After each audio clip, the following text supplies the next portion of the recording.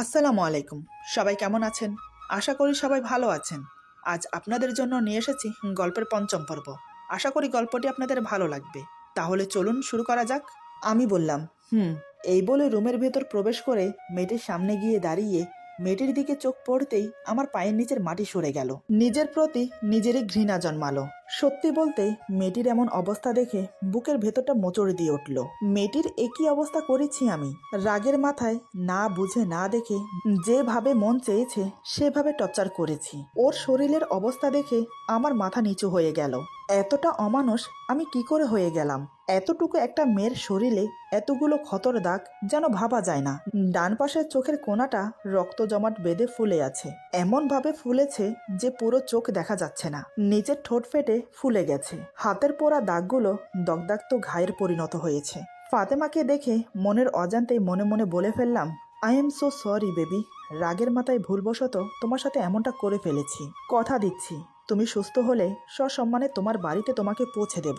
এই বলে সেখান থেকে তাড়াতাড়ি করে বেরিয়ে এলাম, কারণ মেয়েটির এমন করুণ অবস্থা আমি আর দেখতে পারছি না। ড্রয়িং রুমের সোফায় এসে ধপাস করে বসে পড়লাম। এদিকে ততক্ষণে স্বপন উঠে গেছে। আমাকে এভাবে বসে পড়তে দেখে স্বপন বলে, কি রে, মেয়েটির জ্ঞান ফিরেছে? আমি বললাম, না। স্বপন বলে, এই তুই ঠিক আছিস তো? তোকে এত বিধ্বস্ত লাগছে কেন? কি হয়েছে? আমি ওর চোখে চোখ রেখে ফ্যাল ফ্যাল করে তাকিয়ে রইলাম। স্বপন বলে, আরে এভাবে ড্যাব ড্যাব করে তাকিয়ে না থেকে কি হয়েছে বলবি কি? আমি বললাম, কিছু না, ভাবছি মেয়েটি সুস্থ হলে ওকে ওর বাড়িতে পৌঁছে দেব। স্বপন বলে, আঙ্কেল কি বলেছে মনে আছে তো? মেয়েটি সুস্থ হলে তোর বাসায় নিয়ে যেতে বলেছে, মেয়েটির বাড়িতে পৌঁছে দিতে বলেনি। আমি বললাম, মেয়েটিকে বাসায় নিয়ে গেলে কি হবে ভেবে দেখেছিস কি? স্বপন বলে, কপালে যা আছে তা হবে, তবে এইবার কোনো ভুল পদক্ষেপ নিবি না। ডাক্তার আঙ্কেল যেটা বলেছে সেটা শোন, নিজে থেকে আর পাকামো করতে যাস না। এরপর দুজন চুপচাপ ওয়েট করতে লাগলাম মেয়েটির জ্ঞান ফেরার জন্য। সেই দিন পেরিয়ে গেল, রাতও পেরিয়ে গেল। টোটাল গুনে গুনে 72 ঘন্টা পর মেয়েটির জ্ঞান ফিরে। তবে এখনো প্রচুর দুর্বল, তাই অক্সিজেন মাস্ক খুলে দিলেও তাকে কোনো কথা না বলে চুপচাপ রেস্ট করতে বলা হয়েছে। মেয়েটির জ্ঞান ফেরার পর আমি তার সাথে দেখা করতে চাইলাম, কিন্তু স্বপন আমাকে দেখা করতে দেয়নি। স্বপন বলে, খবরদার, তুই এখন কোনোভাবেই মেয়েটির সামনে যাবি না। এখন তোকে দেখলে আবার উত্তেজিত হয়ে পড়তে পারে, কারণ মেয়েটির ভয়ের কারণ তুই। ওকে আরেকটু সুস্থ হতে দে। এভাবে আরো 3 দিন কেটে গেল। এরই মধ্যে সকাল বিকাল আঙ্কেল এসে মেয়েটিকে চেক আপ করে যেত। আজ টোটাল 6 দিন পর আমি মেয়েটিকে দেখতে গেলাম। মনে শুধু একটাই ভয়, আমাকে দেখে ভয় পেয়ে আবার কিছু করে না বসে। আমি রুমে প্রবেশ করে নার্সদেরকে ইশারা করে বললাম রুম থেকে বেরিয়ে যেতে। আমার কথা মতো নার্স বেরিয়ে গেল। আমি ধীরে ধীরে মেয়েটির পাশে গিয়ে বসলাম। ফাতেমা তখনও চোখ বন্ধ করে আছে। আমি খুব নরম সুরে বললাম, এখন কেমন আছো তুমি? আমার কথা শুনে চোখ খুলে তাকিয়ে দেখে আমি বসে আছি ওর পাশে। চোখগুলো বড় বড় করে গোল গোল করে তাকিয়ে আছে। আমাকে দেখার সাথে সাথে চোখে মুখে ভয় ফুটে উঠেছে। বুঝতে পারলাম ও আমাকে ভয় পাচ্ছে। আমি বললাম, ভয় পেও না, আমি তোমাকে কিছু করতে আসিনি। আমি শুধু দেখতে এসেছি তুমি কেমন আছো। তাড়াতাড়ি সুস্থ হয়ে যাও, তোমাকে নিয়ে বাসায় যেতে হবে তো। ফাতেমা আমার কথা শুনে কোনো কথা বলল না। আমার দিক থেকে মুখ ঘুরিয়ে অন্যদিকে ফিরে গেল। চোখ থেকে টপ টপ করে জল পড়ছে। বুঝতে পারলাম আমার উপর রেগে আছে। আমি একটা দিক নিঃশ্বাস ফেলে ছোট্ট একটা চিরকুট ওর হাতে গুজে দিয়ে চলে এলাম। আমি চলে আসতেই ফাতেমা চিরকুট খুলে পড়তে লাগলো, I am so sorry baby. রাগের মাথায় ভুলবশত অনেক বড় অন্যায় করে ফেলেছি তোমার সাথে। পারলে এই অধমকে ক্ষমা করে দিও। লেখাটি পড়ে চিরকুটটি ছিঁড়ে ফেলে দিল। আমার প্রতি ওর রাগ ঘৃণায় পরিণত হলো। চোখ বন্ধ করে কান্না করতে করতে মনে মনে বলে, আমি আপনাকে কোনো দিনও ক্ষমা করতে পারবো না। আমি আপনাকে ঘৃণা করি। এভাবে সময় যেতে লাগলো। আরও 10-12 দিন লেগে গেল ফাতেমা সুস্থ হতে। যতদিন ফাতেমা সুস্থ হয়নি ততদিন আমি এই বাসায় ছিলাম। প্রথম 2-4 দিন ওকে দেখার জন্য রুমে গিয়েছিলাম, কিন্তু ফাতেমা আমাকে দেখার সাথে সাথে মুখ ঘুরিয়ে নিত। আমি কিছু জিজ্ঞেস করলে তার কোনো উত্তর দিত না। মোট কথা আমার সাথে কোনো কথাই বলতো না। তাই আমি আড়ালে থেকে ওকে দেখতাম।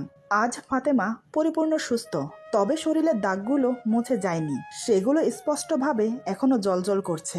গায়ের রং ফর্সা হওয়ার কারণে সেগুলো আরো স্পষ্টভাবে দেখা যাচ্ছে। তবে শরীর এখনো দুর্বল। ডাক্তার আঙ্কেল বলেছে আরো রেস্টে থাকতে হবে। যেহেতু সে এখন মোটামুটি সুস্থ, তাই ওকে এখন বাসায় নিয়ে যাওয়া যাবে। আর মেয়েটির জন্য কিছু কাপড় চোপড়ও প্রয়োজন। এই ভেবে আমি মার্কেটে গিয়ে স্মল সাইজের প্রায় 10-12টা 3 পিস ওর জন্য নিয়ে আসি। রাতে যখন 3 পিসগুলো নিয়ে ওর রুমে গেলাম তখন দেখি ও হেলান দিয়ে শুয়ে আছে। আমি নার্সকে ইশারা করলাম বেরিয়ে যেতে, তাই সে আমার কথা মতো বেরিয়ে গেল।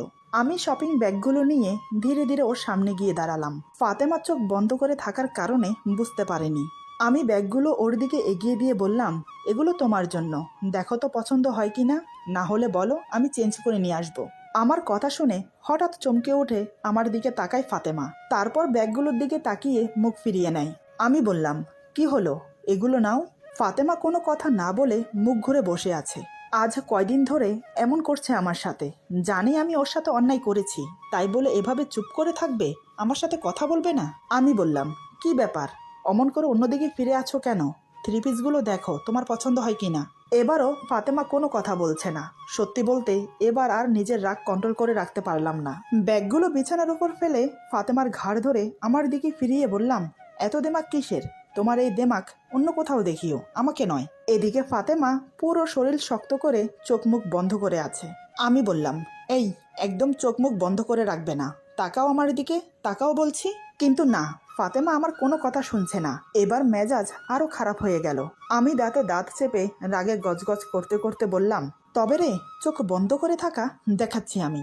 জানি না আমার কি হলো, রাগে জ্ঞান শূন্য হয়ে পড়েছি আমি। হঠাৎ আমি ফাতেমাকে ছেড়ে দিয়ে ধাক্কা মেরে বিছানার উপর ফেলে দেই। আমার ধাক্কা খেয়ে ফাতেমা চিত হয়ে শুয়ে পড়ল। আমিও দেরি না করে তৎক্ষণাৎ ফাতেমার উপর ঝাঁপিয়ে পড়লাম। আচমকা আমার এমন আক্রমণে ফাতেমা ভয়ে কুঁকড়ে যায়। সত্যি বলতে আমার তখন কোনো হুঁশ ছিল না, মাথার উপর যেন শয়তান ভর করেছে। এদিকে আমি ঝাঁপিয়ে পড়ে ফাতেমার দুই হাত আমার এক হাত দিয়ে শক্ত করে ধরে অন্য হাত দিয়ে গলা টিপে ধরে বললাম, এই মেয়ে, তোমার এত সাহস আসে কোত্থেকে? এত কিছুর পরেও কি তোমার ভয় করে না আমাকে? কি ভেবেছো তুমি? তোমার এমন হাল দেখে আমি মোমের মতো গলে যাব? না, আমি ওই ধরনের ছেলেই না। আমার কাছ থেকে সহানুভূতি আশা করা মানে মূর্খতা। এতদিন ধরে ভালো ব্যবহার করে ভুলটা সংশোধন করতে চেয়েছি, কিন্তু তুমি তোমার ইগো নিয়ে পড়ে আছো। আরে মানুষ মাত্রই তো ভুল হয়, তাই আমিও ভুল করে বসেছি, তার জন্য তো ক্ষমা চেয়েছি নাকি? কিন্তু তুমি বারবার আমার রাগ উঠিয়ে দাও। তুমি এমন কেন? এদিকে ফাতেমার চোখ মুখ নীল বর্ণ ধারণ করেছে, চোখ যেন ঠিকরিয়ে বেরিয়ে আসতে চাইছে, গলায় ফাঁস পড়া মানুষের মতো ছটফট করছে। সেদিকে আমার কোনো খেয়ালই ছিল না। আমি রাগের চোটে পুরো অন্ধ হয়ে গেছি। খেয়াল ছিল না যে আমি ওর গলা শক্ত করে চেপে ধরে আছি, আর আমার পুরো শরীরের ভার ওর উপর দিয়ে আছি। অনেক কষ্টে ট্রাই করে ফাতেমা বলে, ছাড়ুন আমাকে, আমার নিঃশ্বাস নিতে কষ্ট হচ্ছে। ওর কথা শুনে আমি তৎক্ষণাৎ ওর গলা ছেড়ে দিলাম। তাড়াতাড়ি ওর উপর থেকে উঠে বসলাম। এদিকে আমার হাত থেকে ছাড়া পেয়ে ফাতেমা দুই হাতে গলা চেপে ধরে কাশতে শুরু করলো। কাশের সাথে সাথে ওর মুখ থেকে দলা দলা গেজলা বেরোতে শুরু করেছে। ফাতেমার আবার নিঃশ্বাস নিতে সমস্যা হচ্ছে, পুরো বিছানায় গড়াগড়ি খাচ্ছে আর ছটপট করছে। ওর এমন অবস্থা দেখে আমি মনে মনে বললাম, এটা আমি আবার কি করলাম? কি করব এখন আমি? আবার রাগের মাথায় মেয়েটিকে আঘাত করে বসলাম। এভাবে ছটপট করলে তো ওর আরো সমস্যা হবে, ওকে যেভাবেই হোক শান্ত করতে হবে। এই ভেবে আমি দেরি না করে হঠাৎ ওকে টেনে উঠিয়ে আমার বুকের সাথে জড়িয়ে ধরলাম। বুকের সাথে আলতো করে চেপে ধরে মাথায় হাত বুলিয়ে বললাম, sorry baby, I am really sorry. রাগের মাথায় করে ফেলেছি, তুমি একটু শান্ত হও প্লিজ। আমি বুঝতে পারিনি, সত্যি বলছি। ফাতেমা আমার বুকে মুখ গুজে কাশতে থাকে। আমি এক হাতে ওকে জড়িয়ে রেখে অন্য হাতে মাথায় হাত বুলিয়ে দিচ্ছি। বারবার যে কেন আমার এমন হয় আমি নিজেও জানি না। না চাইতেও আমি মেয়েটিকে বারবার আঘাত করছি, কিন্তু আজ আমি তো লিমিট ক্রস করে ফেলেছি। মেয়েটি তো আরেকটু হলেই মরে যেত। প্রায় বেশ কিছুক্ষণ কাশতে কাশতে ফাতেমা নেতিয়ে পড়ে, শরীরের সমস্ত ভার আমার উপর ছেড়ে দেয়। বুঝতে পারলাম কাশতে কাশতে ক্লান্ত হয়ে পড়েছে, তাই এই অবস্থায় ওকে ছেড়ে যেতে মন চাইল না। আমি ওকে বুকে নিয়ে বালিশে হেলান দিয়ে শুয়ে পড়লাম। ফাতেমার আর সেই শক্তি নেই যে আমার থেকে নিজেকে ছাড়াবে, তাই সে চুপ করে রইল। আমি ওকে বুকে নিয়ে দুই হাতে শক্ত করে জড়িয়ে ধরে রাখলাম। ওর মাথায় আলতো করে একটা চুম্বন করে বললাম, সরি বেবি। এই বলে ওর থুতনি ধরে মুখ উঁচু করে ওর কপালে একটা চুমো দিলাম। দুই চোখের পাতায় আলতো করে চুমো খেয়ে ওর পাতলা ঠোঁটের দিকে কিছুক্ষণ তাকিয়ে থেকে আলতো করে একটা চুমো দিয়ে ওর ঠোঁটে ঠোঁট ডুবিয়ে দিলাম। এক হাতে ওর পুরো পিঠ বিচরণ করতে লাগলাম। অন্যরকম একটা অনুভূতি যা আমাকে বারবার ওর কাছে টেনে নিয়ে আসে। আমি ওর ঠোঁট ছেড়ে দিয়ে ওর কপালে আলতো করে একটা চুমো খেয়ে বললাম, কেন আমার সাথে রাগ করে কথা বলছো না? আর কেনই বা তুমি আমার কথা শুনছো না? তুমি জানো না আমার রাগ উঠে গেলে আমি নিজেও জানি না আমি কি করি। কেন তুমি আমাকে বোঝো না? এবার ফাতেমা চোখ খুলে আমাকে বলে, না আমি আপনাকে বুঝতে চাই, না আমি আপনাকে জানতে চাই। আমি শুধু আপনার কাছ থেকে মুক্তি চাই। প্লিজ আমাকে ছেড়ে দিন, আমাকে একটু আমার মতো করে বাঁচতে দিন। আমি আমার ভুলের জন্য আপনার পা জড়িয়ে ধরে ক্ষমা চাইব। প্লিজ এভাবে মরে মরে বাঁচতে চাই না আমি।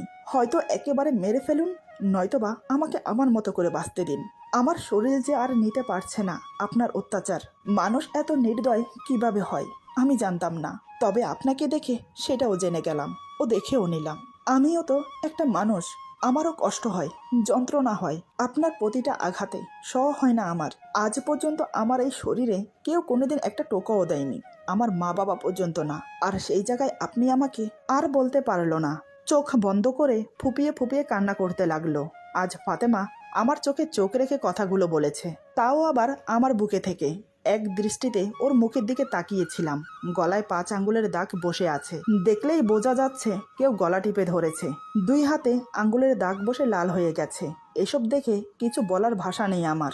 তাই ওকে ছেড়ে দিয়ে উঠে পড়লাম। ব্যাগগুলো হাতে নিয়ে বেরিয়ে এলাম। সোফায় হেলান দিয়ে বসে এতক্ষণ ধরে যা হলো তা নিয়ে ভাবতে লাগলাম। যতই ভাবি ওকে কিছু করব না, ততই বারবার কিছু না কিছু একটা হয়ে যাচ্ছে। কেন জানি না বারবার ওকে আঘাত করে আবার ওর মায়ায় পড়ে যাই। কেমন যেন একটা টান অনুভব করি ওর প্রতি। ভাবনার জাল থেকে বেরিয়ে রাতের খাওয়া দাওয়া করে সোফায় শুয়ে পড়ি।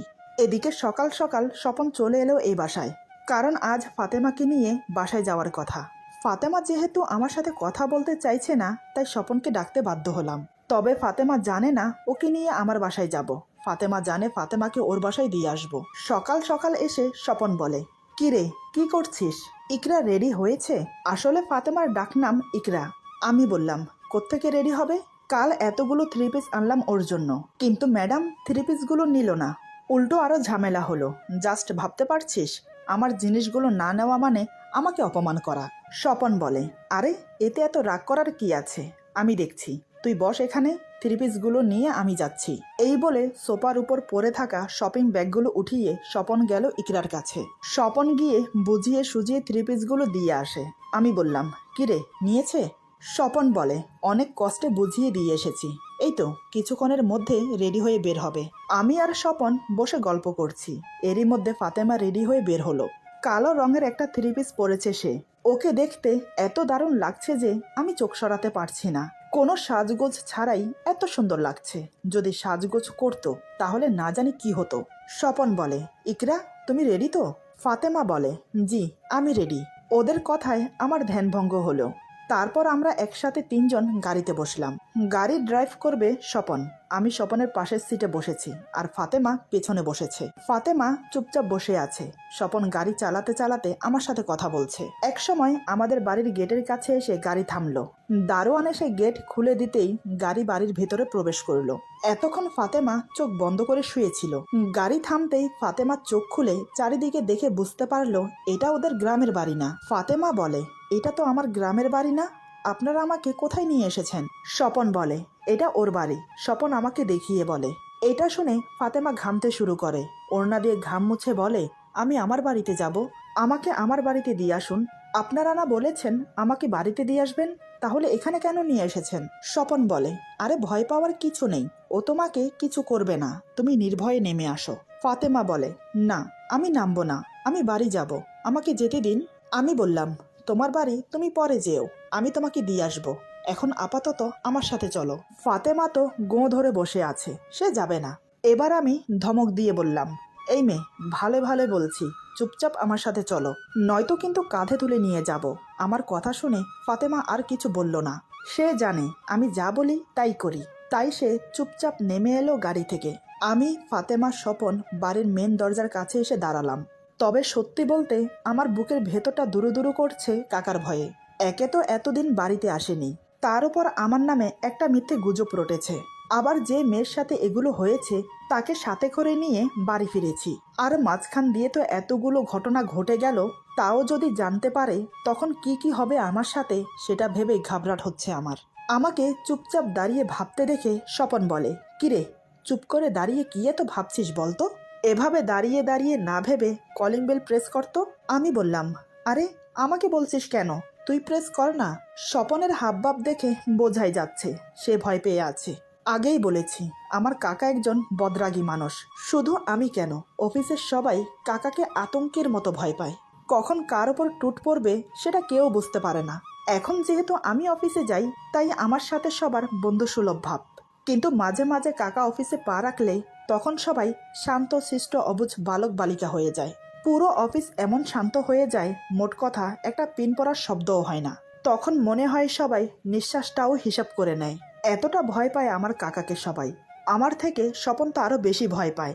যাই হোক, আমার কথা শুনে স্বপন বলে, আরে তুই তুই তুই প্রেস কর না, এটা তো তোর বাড়ি নাকি? আমি শুকনো একটা ঢোক গিলে বললাম, প্রেস করব। স্বপন বলে, আরে ভাই বিসমিল্লাহ বলে প্রেস কর না, কপালে যা আছে দেখা যাবে। আমি বললাম, তোর কি, যা হবার তো আমার হবে। এই বলে বিসমিল্লাহ পরে প্রেস করে দিলাম কলিং বেল। এদিকে ফাতেমা আমাদের কাণ্ড দেখে অবাক হয়ে তাকিয়ে আছে। ফাতেমা এটা বুঝতে পারছে না আমরা কাকে এত ভয় পাচ্ছি। তবে আমাদের কাণ্ড দেখে ফাতেমা না হেসে পারল না। ফাতেমা মুখ টিপে টিপে হাসছে। কলিং বেল প্রেস করার কিছুক্ষণ পর ঘরের ভেতরে থেকে হাকিম কাকা এসে দরজা খুলে দিল। হাকিম কাকা হলো কাকার খুবই বিশ্বস্ত এবং কাছের একজন মানুষ, যে কিনা ছায়ার মতো কাকার সাথে সাথে থাকে। যাই হোক, হাকিম কাকা দরজা খুলে আমাকে দেখে অবাক হয়ে বলে, তুমি এসেছো বাবা? এতদিন কোথায় ছিলে? একটা ফোন করে তো অন্তত বলতে পারতে। আর ফোন দিলে তুমি ফোনও রিসিভ করছিলে না। তুমি জানো এদিকে তোমার কাকা তোমার জন্য চিন্তা করতে করতে পেরেশান হয়ে যাচ্ছে। মোট কথা নাওয়া খাওয়া ছেড়ে দিয়েছে তোমার চিন্তায় চিন্তায়। হাকিম কাকার কথা শুনে আমি বেশ অবাক হলাম, কেননা আমি তো স্বপনকে বলেছি যে প্রতিদিন কাকাকে এসে দেখে যায়। তাহলে কাকা এমন কথা কেন বলছে? আমি বললাম, কেন কাকা, আমি কোথায় আছি কাকার তো জানার কথা। কারণ আমি স্বপনকে বলেছি যে প্রতিদিন অন্তত একবার এসে কাকার সাথে দেখা করে যেতে, আর আমার কথা জিজ্ঞেস করলে বলবি চিন্তা না করতে। হাকিম কাকা বলে, তোমার ওই গুণধর বন্ধুকে জিজ্ঞাসা করো তো সে এসেছে কিনা। যেদিন থেকে তোমাকে নিয়ে ওই ব্যাড নিউজটা বেরিয়েছিল সেদিন থেকেই তো তোমরা দুজন উধাও, তোমাদের কোনো পাত্তাই নেই। শুধু তাই নয়, সেদিন রাত থেকে ওই মেয়েটিও তো নিখোঁজ, যে মেয়েটি তোমার নামে মিডিয়ার সামনে মুখ খুলেছে। হাকিম কাকার কথা শুনে আমি রাগান্বিত দৃষ্টি নিয়ে স্বপনের দিকে তাকিয়ে বললাম, কিরে, তুই আমাকে প্রতিদিন মিথ্যে বলে এসেছিস কেন? তুই তো বলেছিলি প্রতিদিন এসে কাকাকে দেখে যেতি, তাহলে এখন কি শুনছি? স্বপন আমতা আমতা করে বলে, ইয়ে মানে মানে হয়েছে কি, রাগ করিস না দোস্ত, তোকে তোকে আমি পরে বুঝিয়ে বলছি। আমি বললাম, তোকে তো আমি পরে দেখে নিচ্ছি, দাঁড়া। এটা বলে বাড়ির ভেতরে প্রবেশ করলাম। এতক্ষণ ফাতেমা আমার পিছনে দাঁড়িয়েছিল, তাই হাকিম কাকা ওকে দেখতে পায়নি। আমি আর স্বপন একটু আগে পিছে করে দাঁড়িয়েছি, যার কারণে ফাতেমাকে দেখা সম্ভব ছিল না। বাড়ির ভেতর প্রবেশ করার সময়ও হাকিম কাকা আগে আগে ছিল, তাই তখনও ফাতেমাকে দেখতে পাইনি। এদিকে আমরা বাড়ির ভেতর প্রবেশ করে ড্রয়িং রুমে এসেই থমকে দাঁড়িয়ে গেলাম। আসলে ড্রয়িং রুমের সোফায় কাকা বসেছিল, উনি বসে চা খাচ্ছেন। এদিকে আমার আর স্বপনের নাজেহাল অবস্থা। কাকাকে দেখার সাথে সাথে পরাণের পানি যেন শুকাতে শুরু করেছে। শুধু তাই নয়, ফাতেমাও কাকাকে এক ঝলক দেখে আবার আমার পিছনে এসে লুকিয়েছে। আমি তো অপরাধীর মতো মাথা নিচু করে দাঁড়িয়ে আছি। কাকা আমাদের দিকে বেশ কিছুক্ষণ তাকিয়ে থেকে হাকিম কাকাকে বলে, হাকিম, ওকে জিজ্ঞেস কর কোথায় ছিল এতদিন, আর এতদিন যখন বাসায় আসার প্রয়োজন মনে হয়নি তাহলে আজ কেন এসেছে। ওকে বল চলে যেতে। হাকিম কাকা আমতা আমতা করে বলে, ইয়ে মানে এখনো অবুঝ বালক, যা হয়েছে হয়ে গেছে, এবারের মতো মাফ করে দাও। কাকা বলে, আমি তোকে ওর হয়ে সাফাই গাইতে বলিনি, যেটা বলতে বলেছি সেটা ওকে বল। আমি বেশ বুঝতে পারলাম কাকা খুব রেগে আছে। আমি বললাম, আমাকে ক্ষমা করে দাও কাকা, আর কখনো এমনটা করব না। কাকা বলে, ক্ষমা? কিসের জন্য ক্ষমা চাইছিস তুই? পারলে তুই আমাকে ক্ষমা কর যে আমি তোকে মানুষের মতো মানুষ করতে পারিনি। তুই কি ভেবেছিস তুই আমাকে কিছু না জানালে আমি কিছুই জানতে পারবো না? এই কয়দিন বাসায় না এসে তুই কি কি করে বেরিয়েছিস তা আমি সবই জানি। এমন একটা জঘন্য কাজ তুই করলি কি করে? তোকে নিয়ে আমি গর্ব করতাম সবার কাছে, বুক ফুলিয়ে মাথা উঁচিয়ে সবার সামনে গর্বের সাথে বলতাম যে আমার ভাইপোর মতো এমন একটা ইনোসেন্ট ছেলে এই পৃথিবীতে নেই। সেই উঁচু মাথা তুই নিচু করে দিলি। আমি বললাম, সত্যি বলছি, বিশ্বাস করো আমি কিছু করিনি কাকা, সামান্য একটা ভুল বোঝাবুঝির জন্য এমন একটা ঘটনা ঘটে গেল। কাকা বলে, তুই কি ভেবেছিস আমি তোকে ওই নিউজটার কথা বলছি? আরে ওরকম 10টা নিউজ বের হলেও তোর উপর থেকে আমার বিশ্বাস এক বিন্দুও নড়তো না। কিন্তু তুই এটা কি করলি? মেয়েটিকে সোজা তুলে নিয়ে গেলি। সামান্য একটা ভুলের জন্য মেয়েটির উপর এমন অমানসিক নির্যাতন করেছিস। কেন কেন করলি এটা তুই? ছেলেদের থেকে মেয়েদের সম্মান কিন্তু ঠুনকো। একদম পাতলা কাচের আস্তরের মতো। সামান্য একটু হাওয়ার ঝোঁক লাগলেই নিমেষেই ভেঙে গুড়িয়ে যায়। আর সেই জায়গায় তুই মেয়েটিকে তুলে নিয়ে গিয়ে বলতেও আমার বিবেকে বাধছে। আমি বললাম, সরি কাকা, আমার ভুল হয়ে গেছে, আমাকে ক্ষমা করে দাও, এমন ভুল আমি আর কখনো করব না। কাকা বলে, এত বড় ভুল করার আগে মনে ছিল না, এখন ক্ষমা চাইছিস? আমি কি তোকে এই শিক্ষা দিয়েছি? আজ 21 দিন হয়ে গেল মেয়েটিকে তুই তুলে নিয়ে গিয়েছিস। একবারও কি ভেবে দেখেছিস মেয়েটির পরিবারের উপর কি যাচ্ছে? তারা কতটা কষ্টে আছে মেয়েটিকে ছাড়া? আমি কাকে বোঝাচ্ছি? তুই যদি বুঝতি তাহলে তুই কখনো এমন ভুলটা করতি না। এদিকে ফাতেমা কাকার কথা শুনে একটু একটু উকি মেরে কাকাকে দেখছে। এটা কাকার চোখে এড়ালো না। হঠাৎ কাকা এবার ফাতেমাকে ধমক দিয়ে যা বলে তা শুনে ফাতেমা থরথর করে কেঁপে ওঠে। ফাতেমা আমার পেছনে আবার লুকিয়ে পড়ে। এতে করে কাকার রাগ আরো বেড়ে যায়। আমি আর স্বপন ভয়ে চুপসে আছি। ফাতেমা আমার টি শার্ট খামচে ধরে টানাটানি করছে। এবার কাকা আরো রেগে গিয়ে যা বলল তার জন্য আমরা কেউই প্রস্তুত ছিলাম না। এরপরে যা হলো। আজকের গল্প এখানে সমাপ্ত। গল্পের বাকি অংশ পেয়ে যাবেন আগামী পর্বে। আশা করি গল্পটি আপনাদের ভালো লাগবে।